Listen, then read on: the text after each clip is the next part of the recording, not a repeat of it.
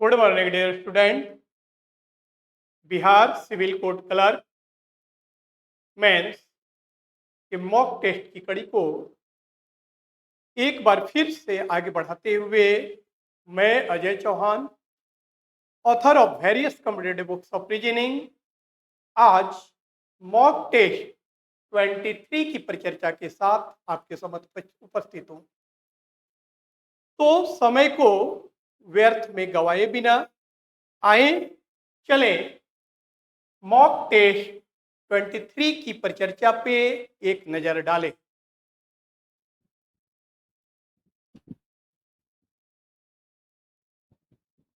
हमारा पहला प्रश्न एनालॉजी पर आधारित है। हमारा पहला प्रश्न एनालॉजी पर आधारित है। जिसमें कि 10 का संबंध 15 से है, 42 का संबंध 63 से है। उसी तर्क के अनुसार 22 निम्नलिखित में से किस संख्या से संबंधित होगा, इस तथ्य का हमें निर्धारण करना है। तो सबसे पहले हमें 10 और 15 परस्पर किस प्रकार से संबंधित है, 42 और 63 परस्पर किस प्रकार से संबंधित है, इस संबंधवाद का अवलोकन करते हुए उसी समानता के कारक के आधार पर 22 ठीक उसी प्रकार का संबंध किससे व्यक्त करेगा, इस तथ्य का निर्धारण करना है। तो यहां पे देखिए कि 10 और 15 के बीच किस प्रकार से संबंध स्थापित हो रहा है। तो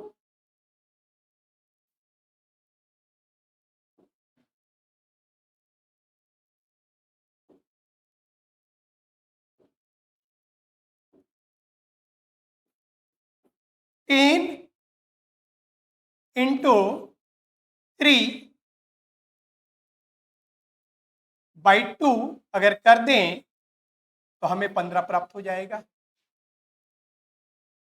सिमिलरली ठीक उसी प्रकार से अगर 42 इंटू 3/2 अगर कर दिया जाए तो हमें 63 प्राप्त हो जाएगा। ठीक उसी प्रकार से यदि हम 22 इंटू 3/2 अगर करते हैं तो हमारा रिजल्ट 33 प्राप्त होगा। इस प्रकार से हमारे विकल्प सी 33 बिल्कुल सही है। यह समानता का कारक क्या था कि दिए गए संख्या को 3 से गुना करके यदि 2 से भाग दिया जाए तो हमें दाईं ओर की संख्या प्राप्त हो जा रही थी। अगले प्रश्न पे हम लोग चल रहे हैं। यह भी संबंधवाद पर ही आधारित है। Select the set in which the numbers are related in the same way as the numbers in the following sets are related। कहने का अभिप्राय है 12, 36 और 6 ठीक उसी प्रकार से 18, 54 और 9 के बीच जिस प्रकार का संबंधवाद यहाँ प्रदर्शित हो रहा है, उसी संबंधवाद के आधार पे एक वैसी समानता दिए गए विकल्पों में से किस एक में प्रदर्शित होता है, इसका हमें निर्धारण करना है। तो सबसे पहले हमें समझना पड़ेगा कि 12, 36 और 6 परस्पर किस प्रकार से संबंधित है, 18, 54 और 9 परस्पर किस प्रकार से संबंधित है। तो यहाँ पे हम क्या देख रहे हैं कि अगर हम 12 को 3 से गुना कर दें तो हमें 36 प्राप्त हो जा रहा है, और यदि 12 का हाफ कर दें, 2 से भाग दे दें तो हमें 6 प्राप्त हो जा रहा है। सिमिलरली अगर 18 को 3 से गुना कर दें तो हमें 54 प्राप्त हो जा रहा है, और 18 को यदि 2 से भाग दे दिया जाए तो हमें तीसरी संख्या जो है 9 प्राप्त हो जा रहा है। तो दिए गए विकल्पों में से ऐसा संबंध कौन सा प्रदर्शित करेगा, हम देखते हैं। तो हमारा अगर विकल्प नंबर 4 पे हम चलते हैं, 28 को अगर 3 से गुना कर दें तो हमें 84 प्राप्त हो जाता है, और 28 को अगर 2 से भाग दे दें तो हमारी तीसरी संख्या 14 प्राप्त हो जा रहा है। अर्थात विकल्प डी 28, 84, 14 ठीक वैसा ही संबंध व्यक्त कर रहा है जैसा कि 12, 36 एंड 6 के बीच है, 18, 54 और 9 के बीच है। अर्थात हमारा ऑप्शन नंबर डी बिल्कुल सही है। नेक्स्ट प्रश्न पे हम चल रहे हैं। यह जो प्रश्न है प्रॉब्लम बेस्ड ऑन अल्फाबेट पर है और जैसा कि हमने हमेशा कहा है कि रीजनिंग के कुछ टॉपिक्स ऐसे हैं जिसमें कि बहुत ज्यादा विविधता आपको प्रश्नों में देखने को मिलेगा।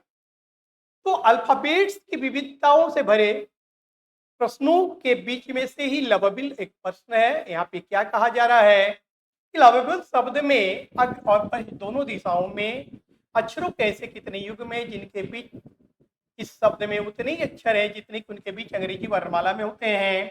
How many such pairs of letters are there in the word lovable in both forward and backward direction which have as many letters between them in the word as they have in the English alphabetical order। तो यहाँ पे कहने का अभिप्राय है कि lovable शब्द में ऐसे अक्षरों के जोड़े को आपको तलाशना है, ऐसे अक्षरों के जोड़े का निर्धारण करना है जिनके बीच इस शब्द में उतने ही अक्षर मौजूद हैं जितने कि अंग्रेजी वर्णमाला में होते हैं। तो यहाँ पे देखें LOVABLE लवेबल। हमने बताया था कि इस प्रकार के प्रॉब्लम को सॉल्व करने के क्रम में start counting from the proper value of the every letter one by one and during the counting the place where the letter value and alphabetical value both are same it form a pair. कहने का अभिप्राय है कि इस प्रकार के प्रश्नों को हल करने के क्रम में आपको वन बाय वन प्रत्येक लेटर के प्रॉपर मान से इंक्रीजिंग ऑर्डर में काउंटिंग का प्रारंभ करना चाहिए और काउंटिंग के क्रम में उस स्थान पर स्थित अक्षर जहां से आपने काउंटिंग का प्रारंभ किया था तथा उस स्थान पर स्थित अक्षर जहां counting value and later value दोनों सेम हो जाए ऐसे दोनों अक्षर परस्पर पेयर का फॉर्मेशन करेंगे। तो यदि हम L से चलते हैं, L का प्रॉपर मान 12 होता है। तो 12, 13, 14, 15, 16, 17, 18 हमने जो भी काउंट किया ऐसा कोई भी अक्षर प्रदर्शित नहीं हो रहा है। पुनः हम O से चलेंगे, O का अल्फाबेटिकल 15, 15, 16, 17, 18, 19, 20 फिर से नहीं प्राप्त हुआ। 22 से चलने पे भी आपको प्राप्त नहीं ही होगा। और जब हम 1 से चलते हैं तो 1 और 2 कहने का अभिप्राय है कि अल्फाबेट में भी ए और बी के बीच में 0 लेटर है, कोई लेटर नहीं है। ठीक है, यहाँ पे भी ए और बी के बीच में 0 लेटर है, अर्थात ये पेयर का फॉर्मेशन कर रहा है।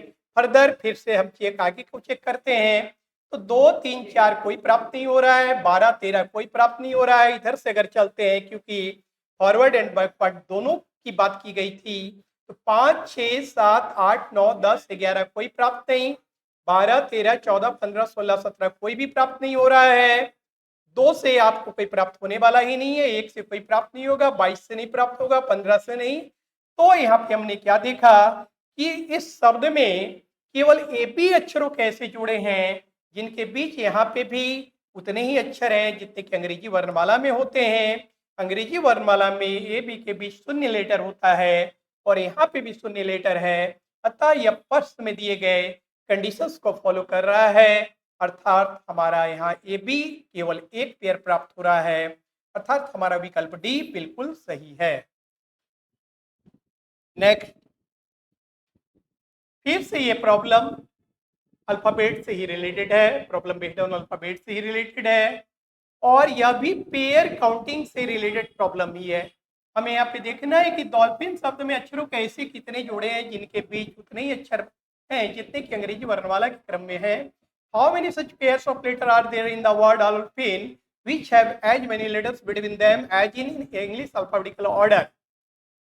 तो ठीक जैसे कि हमने प्रीवियस प्रश्न को बनाया था ठीक उसी प्रकार से यह प्रश्न भी बनेगा। तो यहाँ पे देखें डॉल्फिन, डॉल्फिन।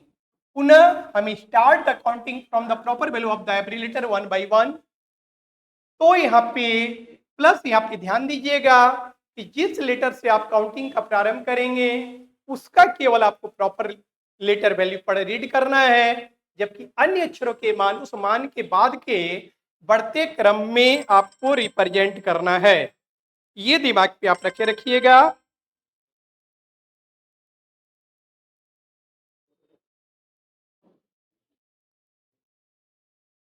ये बात अपने दिमाग पे आप रखे रखिएगा। तो यहाँ पे हम चलते हैं डी का अल्फाबेटिकल नंबर 4, तो 4 5 6 7 8, देखिए ये हो जा रहा है। कहने का अभिप्राय है अल्फाबेट में भी टी और एच के बीच ई एफ जी कहने का अर्थ है 3 लेटर होते हैं, और यहाँ पे भी डी और एच के बीच आपको 3 ही लेटर नजर आ रहा है, अर्थात ये प्रश्न में दिए गए शर्त को फुलफिल कर रहा है। प्लस हमने प्रीवियस क्लास में भी बताया था कि एक अक्षर एक से अधिक अक्षरों के साथ भी पेयर का फॉर्मेशन कर सकते हैं। इस बात का भी निर्धारण के क्रम में आप ध्यान रखेंगे। तो 4 5 6 7 8 डी और एच तो पेयर फॉर्म कर गया। आगे अगर हम देखते हैं 4 5 6 7 8 9, और ये डी आई भी पेयर का फॉर्मेशन कर रहा है। फर्दर ओ से पढ़ेंगे तो ओ का अल्फाबेटिकल 15 16 17 18 19 20, कोई पेयर नहीं फॉर्म कर रहा है। एल से 12 13 14 15 16, फिर पेयर फॉर्म नहीं कर रहा है, 16 से सवाल ही नहीं है। जबकि पुनः 8 से जब रीड करते हैं तो 8 9, अर्थात ये भी एक पेयर फॉर्म कर रहा है चाई। अगली कड़ी में आई से तो आगे नहीं करेगा। इधर से अगर चलते हैं 14 15 16 17 18 19 20, कोई पेयर फॉर्म नहीं कर रहा है। 14 15 16 17 18 19 20 नहीं पेयर फॉर्म कर रहा है। आई से चलते हैं, आई का अल्फाबेटिकल 9 10 11 12, तो यहाँ आई और एल भी एक पेयर फॉर्म कर रहे हैं। फर्दर एच से पेयर फॉर्म नहीं होगा, पी से नहीं होगा, एल से नहीं होगा। तो यहाँ हमने क्या देखा कि डी एच और D I H I and I L, अर्थात इस शब्द में अक्षरों के 4 ऐसे जोड़े हैं, अक्षरों के 4 ऐसे युग्म हैं जिनके बीच यहाँ पे भी उतने ही अक्षर मौजूद हैं जितने कि अंग्रेजी वर्णमाला में इनके बीच होते हैं, अर्थात हमारा ऑप्शन बी बिल्कुल सही है। नेक्स्ट प्रश्न, यह प्रश्न जो है इक्वेशनल ब्लड रिलेशन से रिलेटेड है, और जैसा कि हमने बताया था कि इक्वेशनल ब्लड रिलेशन में 2 टाइप से प्रश्न पूछे जाते हैं। प्रश्नों की प्रकृति के आधार पे इक्वेशनल ब्लड रिलेशन को हम लोग 2 वर्गों में वर्गीकृत कर सकते हैं। पहला, finding the appropriate equation which represent required relation, एवं दूसरा linking the equation two find out the required relation. तो ये जो प्रश्न है लिंकिंग द इक्वेशन पे आधारित है। तो हम यहाँ बताना चाहेंगे कि आप सोच रहे होंगे कि डेमोन्स्ट्रेटेड रिलेशन में तो ए और बी का प्रयोग किया गया है, जबकि प्रश्न में जी के एल एम क्यू ए कैसे आ रहा है, क्या गलत है? तो नहीं, ये बिल्कुल गलत नहीं है। हम यहाँ पे बताना चाहेंगे there is no any importance of the term A B which is given in demonstration except the clarification of the sign. कहने का अभिप्राय है कि डेमोन्स्ट्रेटेड रिलेशन में जो ए और बी टर्म प्रयोग किए गए हैं उसका यहाँ पे साइन के अभिव्यक्ति के अलावे और कोई महत्व नहीं है, ये केवल एक उदाहरण स्वरूप दिया गया है। यहाँ पे जो भी महत्व है वो दिए गए मैथमेटिकल साइन का है। Clear? According to this demonstration यहाँ पे लिखा गया ए प्लस बी का अर्थ ए बी के भाई की पत्नी है। अगर हम यहाँ पे लिख दें कि P प्लस क्यू, तो आपको यहाँ पे क्या पढ़ना पड़ेगा कि P Q के भाई की पत्नी है। आप इस डेमोन्स्ट्रेशन के आधार पे पढ़ेंगे कि P, इस डेमोन्स्ट्रेशन के आधार पे आप पढ़ेंगे कि P जो है Q के भाई की पत्नी है, ये आप पढ़ेंगे। अगर इस डेमोन्स्ट्रेशन में दिया गया a माइनस बी का अर्थ ए बी की बहन है, तो यदि हम यहाँ पे लिख दें कि C minus D, according to this demonstration आप पढ़ेंगे C is the sister of D, C is the sis of D। तो मैंने बताया कि the term which is given in demonstration there is no any importance except the clarification of the sign. Sign का स्पष्टीकरण के अलावा इसका कोई महत्व नहीं है। तो चले हम देखते हैं कि दिए गए इक्वेशन को लिंक करने पर यहाँ पे पूछा जा रहा है g plus K minus L divided by M into Q है। तो जी जो है क्यू से किस प्रकार से संबंधित है, इस बात का हमें निर्धारण करना है। तो हम देखते हैं कि ए गुने बी का अर्थ ए बी की पत्नी है, तो एम गुने क्यू का अर्थ एम क्यू की पत्नी है, एम क्यू की पत्नी हो गई। और ए भागा बी का अर्थ ए बी की पुत्री है, तो एल भागा एम का अर्थ एल एम की पुत्री है। और ए माइनस बी का अर्थ ए बी की बहन है, के माइनस एल का अर्थ के एल की सिस्टर है। और जी प्लस के का अर्थ ए प्लस बी का अर्थ ए बी के भाई की पत्नी है। तो जी जो है के भाई की पत्नी है, ये जो है क्या है के भाई की पत्नी है, भाई की पत्नी है, अर्थात के की कौन है, भाभी है। तो चलते हैं कि जी क्यू से किस प्रकार से संबंधित है। कहने का अभिप्राय है कि जी क्यू का कौन लगता है। तो यहाँ पे देखिए ये इसकी पत्नी हो गई, और पत्नी की जो पुत्री होगी, पत्नी की पुत्री जो होगी तो वो पुत्री ही हो जाएगी। अब पुत्री की जो बहन होगी तो वो भी पुत्री हो जाएगी। और पुत्री के भाई की जो पत्नी होगी वो क्या हो जाएगी, वो डॉटर इन लॉ हो जाएगी। Daughter in law that is the दिल, डॉटर इन लॉ। अर्थात क्योंकि एम जो है क्यू की पत्नी है और एल जो है एम की पुत्री है, अर्थात वो क्यू की पुत्री हो जाएगी। के एल की सिस्टर है, अर्थात वह क्यू की भी पुत्री हो जाएगी। और जी के की भाभी है, अर्थात वह क्यू की पुत्र वधु हो जाएगी, पुत्र की पत्नी हो जाएगी। इसलिए हमारा विकल्प डी डॉटर इन लॉ बिल्कुल सही है। नेक्स्ट, यह प्रश्न कंपेरेबल रैंकिंग पर आधारित है, तुलनात्मक क्रम परीक्षण पर आधारित है। यहाँ पे देखिए क्या कहा जा रहा है, एस ए से लंबा है, एस इज ग्रेटर देन ए हम लिख सकते हैं। आर सी से लंबा है लेकिन भी से छोटा है। आर जो है सी से लंबा है बट भी से छोटा है। आगे क्या कहा जा रहा है, और एस जो है सी से छोटा है, तो यहां से तीर मारेंगे एस पे कि एस इज जो है शॉर्टर देन सी। तो इस प्रकार से आपसे पूछा जा रहा है then who is the tallest among them, इनमें से सबसे लंबा कौन है। यहाँ क्लियर प्रदर्शित हो रहा है कि इनमें से सबसे लंबा भी है, अर्थात हमारा विकल्प ए बिल्कुल सही है।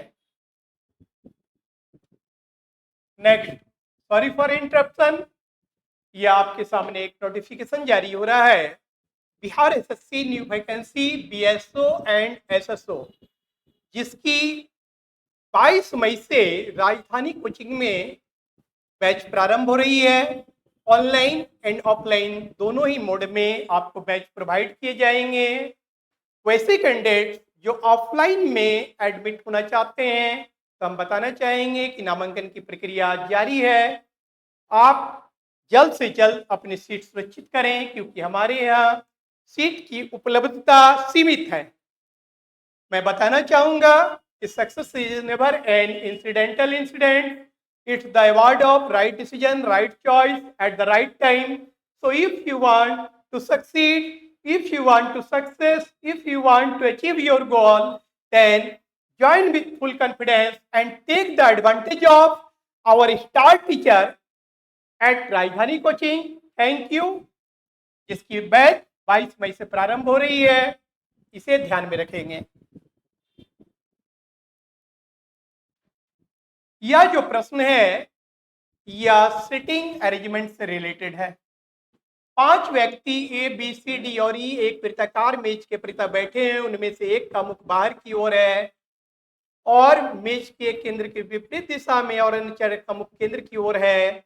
सी का मुख केंद्र की ओर है और वह डी के बाईं ओर दूसरे स्थान पर बैठा है, बी डी के दाईं ओर दूसरे स्थान पर बैठा है, ए सी और डी दोनों के बाईं ओर ठीक बगल में बैठा है, ई बी के दाईं ओर ठीक बगल में बैठा है, तब यह पूछा जा रहा है कि इनमें से किसका मुख बाहर की ओर है। तो यहाँ पे 5 व्यक्ति हैं, तो सबसे पहले हम 5 पोजीशन क्रिएट कर ले रहे हैं और देखते हैं कि क्या कहा जा रहा है। अगर हम इस इंफॉर्मेशन को लेके ही चलें कि ए सी और डी दोनों के बाईं ओर ठीक बगल में बैठा है, ए सी और डी अगर यहाँ ए को रख दें और यदि यहाँ डी को रख दें तो डी को अगर आउटवर्ड कर दें तो ये टू द लेफ्ट हो जाएगा, और अगर सी को यहाँ पे रख दे इन्वर्ट करके तो यह भी टू द लेफ्ट हो जाएगा। तो ये तो सेटअप मेरा सही जा रहा है। और बी डी के दाईं ओर दूसरे स्थान पर है, तो पहला दूसरा बी जो है डी के दाईं ओर to the right, second T R to the right, second B जो है डी के दाईं ओर दूसरे स्थान पर है और दूसरे स्थान पर है, ई बी के दाईं ओर ठीक बगल में है, और ई जो है B K I T are immediate to the right ठीक बगल में है, बी ई जो है बी के ठीक दाईं ओर बगल में है, बी जो है ई जो है बी के ठीक दाईं ओर बगल में है। इस प्रकार से हम देख रहे हैं कि ये कंप्लीट सेटअप सही हो जा रहा है। तो पूछा जा रहा है कि इनमें से किसका मुख बाहर की ओर है। इनमें से हम देख रहे हैं कि डी का मुख बाहर की ओर है, अर्थात हमारा ऑप्शन ए बिल्कुल सही है। नेक्स्ट प्रश्न, यह प्रश्न डायग्रामेटिक इंटरप्रिटेशन से रिलेटेड है। यहाँ पे ट्रायंगल्स के द्वारा घर को, कार और स्क्वायर के द्वारा कार और सर्किल के द्वारा बाइक को रिप्रेजेंट किया गया है, और दी गई संख्याओं के आधार पे उस क्षेत्र पे स्थित व्यक्तियों की संख्या को रिप्रेजेंट किया गया है। दैट इज द बाइक और कार को रिप्रेजेंट किया गया है प्लस घर को रिप्रेजेंट किया गया है। पूछा जा रहा है in the below diagram how many house have only bike, ऐसे कितने घर हैं जिसमें केवल बाइक है। अगर केवल बाइक की बात की जा रही है तो आपको स्क्वायर से तो बिल्कुल ही बाहर हो जाना होगा, स्क्वायर से तो इसका दूर दूर तक कोई रिश्ता नहीं होगा। और घर और जो है बाइक की बात की जा रही है तो हमें देखना होगा कि ट्रायंगल एवं सर्किल में केवल कौन कॉमन है। तो यहाँ पे हम देख रहे हैं कि केवल ऐसी संख्या 11 है जो कि सर्किल और ट्रायंगल दोनों में कॉमन है, अर्थात हमारा विकल्प सी बिल्कुल सही है। सॉरी फॉर इंटरप्शन, फिर से आपके सामने ये नोटिफिकेशन जारी हो रहा है। BSSC new vacancy BSO and SSO, जिसकी बिहार सांख्यिकी पदाधिकारी भर्ती 2025, जिसकी बैच 22 मई से राजधानी कोचिंग में प्रारंभ हो रही है। और रीजनिंग का जो क्लास होगा वो हमारे द्वारा ही होगा, मैं ही पढ़ाऊंगा उसमें। और मैं बता देना चाहता हूं कि रीजनिंग में कुल 50 प्रश्न पूछे जाएंगे और प्रत्येक प्रश्न 4 मार्क का होगा, 4 मार्क्स का होगा, अर्थात टोटल जो है रीजनिंग 200 अंकों का होगा। क्लियर? प्लस यह एक आपकी सफलता को सुनिश्चित करने में एक वाइटल रोल अदा करेगा, इस बात को नकारा नहीं जा सकता। तो हमारे यहाँ ऑफलाइन एंड ऑनलाइन दोनों ही मोड में बैच प्रोवाइड की जा रही है। ऐसे कैंडिडेट्स जो ऑफलाइन ज्वाइन करना चाहते हैं यथाशीघ्र अपना नामांकन कराएं, क्योंकि हमारे यहाँ सीट की संख्या बिल्कुल ही सीमित है। एवं ऑनलाइन मोड में भी आप नामांकन करा सकते हैं।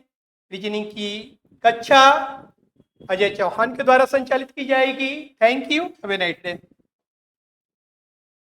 हमारा जो ये अगला प्रश्न है यह न्याय पे आधारित है, सिलोजिज्म पे आधारित है। और यहाँ पे कहा गया है कि दिए गए कथन सर्वमान्य मान्यताओं से सर्वथा विपरीत क्यों ना हो, फिर भी उन्हें सत्य समझें। एवं दिए गए कथनों के आधार पर कौन सा निष्कर्ष तर्कसंगत रूप से निकाला जा सकता है, इस बात का हमें निर्धारण करना है। Generally candidate, generally teacher, more over 99% candidate, 99% teacher इसे अंडा से बनाते हैं, लेकिन ये अंडा बिल्कुल गलत है। मैं बताना चाहूंगा ये अंडा जो है ये वेन डायग्राम है, और वेन डायग्राम का प्रयोग वेन डायग्राम के केस में किया जाता है, संबंधवाद के अवलोकन के क्रम में किया जाता है। हम बताना चाहेंगे Venn diagram is the diagrammatic process of representation of the step light fact surrounding the our environment. जो हम सार्वभौम सत्य देख रहे हैं उसको रिप्रेजेंट करने के लिए वेन डायग्राम का प्रयोग किया जाता है। लेकिन ऐसे लोग जो कि लॉजिक के फंडामेंटल कॉन्सेप्ट से अवगत नहीं है, वो इस प्रकार से अंडा पार पे बनाने का प्रयास करते हैं। और बताना चाहेंगे कि आप जितने देर में एक प्रश्न बनाएंगे इस अंडा के द्वारा, उतनी ही देर में यदि आपके पास लॉजिक का फंडामेंटल कॉन्सेप्ट है तो आप उतने ही समय में 10 प्रॉब्लम बनाएंगे और देखते ही आप प्रश्न बना लेंगे।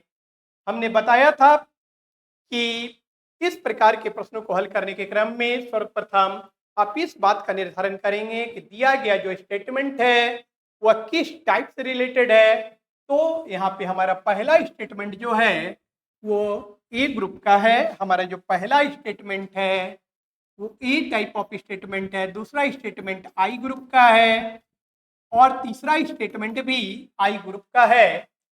तो यहाँ पे हम देखेंगे कि हमारा मिडिल टर्म कौन है, क्योंकि मिडिल टर्म यहाँ पे पहले और दूसरे स्टेटमेंट में आलू बुखारे है जो कि अनडिस्ट्रीब्यूटेड फॉर्म में है, क्योंकि हमने स्केलिंग बताया था कि ए तर्क वाक्य अपने सब्जेक्ट को डिस्ट्रीब्यूट करते हैं और आई तर्क वाक्य का कोई भी टर्म डिस्ट्रीब्यूटेड नहीं होता है।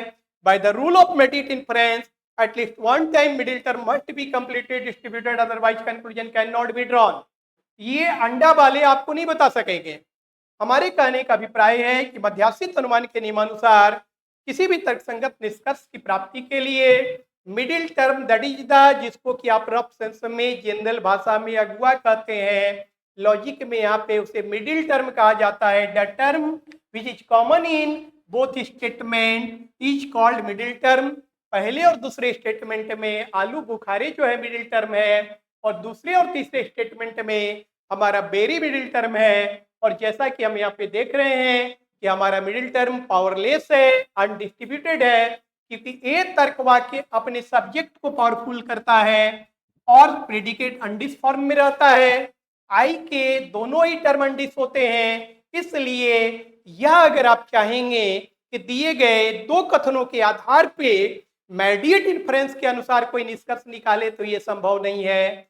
तो आगे आपको इमीडिएट पे विचार करना पड़ेगा। इमीडिएट का अभिप्राय है जब हम केवल सिंगल स्टेटमेंट से निकालते हैं। और यहाँ पे हम बता देना चाहते हैं कि बहुत सारे कैंडिडेट्स यह सोचते हैं कि ऐसे प्रश्नों को केवल दो स्टेटमेंट के आधार पे ही निकाला जाता, तो मैं बताना चाहूंगा ये गलत है। Syllogism is the combined form of two types of inference, mediate and immediate. तो सबसे पहले तो हम मेडिएट की प्रायोरिटी देखते हैं, मेडिएट पे सबसे पहला ध्यान देते हैं, और अगर मेडिएट से निकालना संभव नहीं हो तब हम यह देखते हैं कि एकल कथन के आधार पे कौन सा तर्कसंगत निष्कर्ष निकाला जा सकता है। तो हमने तो क्लियर कह दिया कि डबल स्टेटमेंट से तो आपका कोई रिजल्ट आएगा ही नहीं, आने की बात भी नहीं कीजिएगा। और अब देखते हैं कि सिंगल स्टेटमेंट से क्या हो रहा है। तो कुछ बेरी आलू बुखारे ये कहाँ से आ रहा है, तो ये हमारा सेकेंड कथन का कन्वर्सन है, क्योंकि हमने बताया था कि आई का कन्वर्सन आई में होता है। अर्थात आपका जो पहला निष्कर्ष है ये बिल्कुल सही है। और ऑल में तो जाने की बात ही नहीं कीजिएगा, ये कहाँ से आप ला रहे हैं। तो आप ये फर्स्ट स्टेटमेंट को पलट रहे हैं, आपने कन्वर्सन करने का प्रयास किया है, लेकिन यह बिल्कुल गलत है, क्योंकि ए का कन्वर्सन कभी भी ए में नहीं होता। ए का अगर कन्वर्सन भी होता तो ए का कन्वर्सन आई में होता है, ए में कभी नहीं होता। आफ्टर ऑल अब ये सोचेंगे कि तीसरा निष्कर्ष कहाँ से आ रहा है, तो कुछ बेरी नारियल हैं, इसी को पलट कर लिखा गया है, कुछ नारियल बेरी है। तो आई का कन्वर्सन बिल्कुल आई में होता है, अर्थात हमारा पहला एवं तीसरा निष्कर्ष जो है यह बिल्कुल सही है, तो पहला और तीसरा निष्कर्ष सही है। पहला और तीसरा निष्कर्ष, पहला और तीसरा निष्कर्ष। यहाँ पे आपको हम बता देना चाहते हैं कि आपके पास जो है वैसे ऑप्शंस दिए नहीं गए हैं, ऑप्शंस में त्रुटि है। यहाँ पे हम अगर सी को सुधारने का प्रयास करें तो यहाँ सेकंड के स्थान पे जो है आपको थर्ड लिखना पड़ेगा कि फर्स्ट एंड थर्ड दोनों अनुसरण करते हैं, फर्स्ट एंड थर्ड फॉलो, अर्थात यहाँ पे पहला और तीसरा निष्कर्ष हमारा सही है। तो ऑप्शन नंबर सी को यहाँ पे सुधारा जा रहा है, क्योंकि यहाँ पहला और दूसरा लिखा गया है जो कि पॉसिबल ही नहीं है। केवल तीसरा तो फॉलो कर ही नहीं रहा है, केवल सेकंड भी फॉलो नहीं कर सकता, केवल फर्स्ट भी क्या कहें तो नहीं हो सकता है। हाँ, अगर ये लिखा रहता कि फर्स्ट अनुसरण करता है तो वह हो जाता, लेकिन आपने यहाँ पे ओनली कंक्लूजन फर्स्ट की बात की है जो संभव नहीं है, ओनली कंक्लूजन सेकंड की बात की है बी में, ये भी संभव नहीं है। एंड ऑप्शन नंबर सी जिसमें कि लिखा गया है both conclusion first and second follow, तो सेकंड फॉलो नहीं, सेकंड गलत है, यहाँ पे फर्स्ट एंड थर्ड फॉलो होना चाहिए। और यदि इसे सुधार दिया गया तो इस प्रकार से हमारा ऑप्शन नंबर सी बिल्कुल ही सही है। नेक्स्ट, पहला स्टेटमेंट जो है वह ए ग्रुप का है, दूसरा जो है आई ग्रुप का है और तीसरा पुनः ए ग्रुप का है। हम यहाँ पे देखेंगे कि हमारा मिडिल टर्म क्या है। पहले और दूसरे स्टेटमेंट में हमारा मिडिल टर्म ऊंट है और दूसरे और तीसरे स्टेटमेंट में हमारा मिडिल टर्म बिल्ली है। तो पहले और दूसरे स्टेटमेंट की अगर बात करें तो हमारा मिडिल टर्म जो ऊंट है ये तर्कवाक्य के सब्जेक्ट के स्थान पे रहने के कारण डिस्ट्रीब्यूट हो रहा है, अर्थात हम पहले और दूसरे स्टेटमेंट के आधार पे रिजल्ट निकाल सकते हैं। हमने बताया था कि ए प्लस आई का रिजल्ट जब भी आता है, आई में आता है, ये अंडा वाले लोग इस प्रकार से नहीं बता सकेंगे, ये फंडा है। क्लियर? ए प्लस आई का रिजल्ट आई से आता है, अर्थात हमारा रिजल्ट गधे और ऊंट को कंबाइंड करते हुए निकाला जा सकता है और सब में आपको निकालना होगा। तो यहाँ पे हम देखेंगे कि कुछ गधे ऊंट हैं जो है ये हमारा, एक मिनट सॉरी, गधे एवं ऊंट को नहीं, क्योंकि ऊंट तो मिडिल टर्म है। आप गधे और बिल्ली, आपको गधे और बिल्ली को लेना पड़ेगा। गधे और बिल्लियां को जोड़ते हुए आपको रिजल्ट निकाला जा सकता है, क्योंकि ऊंट यहाँ पे मेडिएटर का फंक्शन कर रहा है एंड मेडिएट इन्फ्रेंस के नियमानुसार मिडिल टर्म को कम से कम एक बार कंप्लीटली डिस्ट्रीब्यूटेड होना चाहिए, अदरवाइज कंक्लूजन नहीं निकाले जा सकते हैं।